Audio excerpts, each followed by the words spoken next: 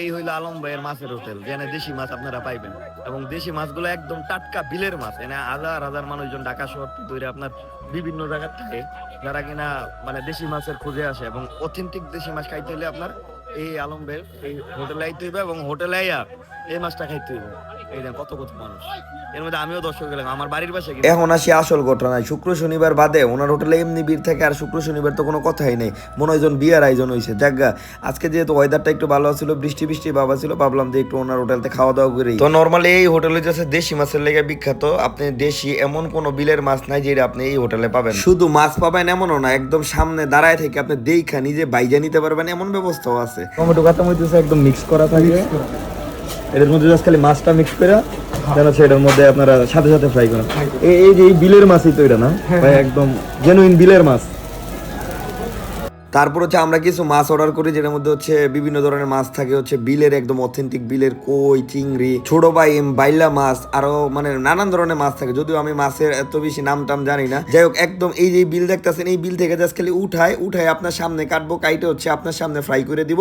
এবং এটার টেস্টটা আপনি জাস্ট একবার ইমাজিন করেন যে কি পরিমাণ মজা হইতে পারে। এবং কই মাছের স্বাদটা একদম অথেন্টিক বিলের মাছের যেই স্বাদটা ওইটা পাবেন। এবং চিংড়ি মাছটা একদম ভাজা ভাজা করে দেয়, ফ্রাই করে দেয়, ওইটা হচ্ছে একটু পেঁয়াজ বেরেস্তার মতো করে দেয়, ওইটার সাথে হচ্ছে আপনার খাইতে চিন্তা করেন কেমন লাগবে। আপনি এক নিমিষে ভাই এক প্লেট ভাত তো খাবেনই, সাথে 2-3 প্লেট ভাত অটোমেটিক খেয়ে ফেলবেন। তারপর হচ্ছে আমাদের খাবার টাবার আসে, দেন হচ্ছে আমরা খাবার টাবার স্টার্ট করি। যদিও হচ্ছে আমি অত বেশি মাছ খাই না, বাট মাছ খাওয়ার ট্রাই করতেছিলাম। এবং মাছ খাওয়ার পরে আমি বুঝতেছিলাম যে আসলে বিলের মাছের অথেন্টিক মজাটা আসলে কি। এবং এটা খাওয়ার পরে আমি আসলেই ফ্যান হয়ে গেছি যে মাছ আসলে কেন মানুষ খায়। মাছগুলোর টেস্ট ছিল অসাধারণ। এবং তাদের কাছে তো শুধু মাছ পাবেন এমন না ব্যাপারটা, তাদের কাছে হচ্ছে আপনারা কালাবুনা পাবেন, মুরগির মাংস পাবেন, এছাড়া হচ্ছে হাঁসের মাংস তাদেরকে বলে তারা রান্না করে দেয়। মানে সবগুলো হচ্ছে একদম ঘরোয়া যেই টাইপের খাবার, ওই টাইপের খাবারগুলোই পাবেন। এবং আমার কাছে কালাবুনাটা অনেক বেশি মজা লাগছে, কারণ কালাবুনার টেস্টটা হচ্ছে একদম পুরো অথেন্টিক যে কালাবুনার টেস্ট, ওইটাই, আলাদা কোনো কিছু মিক্স করা নাই, যেটার কারণে আপনার পরে অস্থিরতা লাগতে পারে এরকম কোনো কিছু।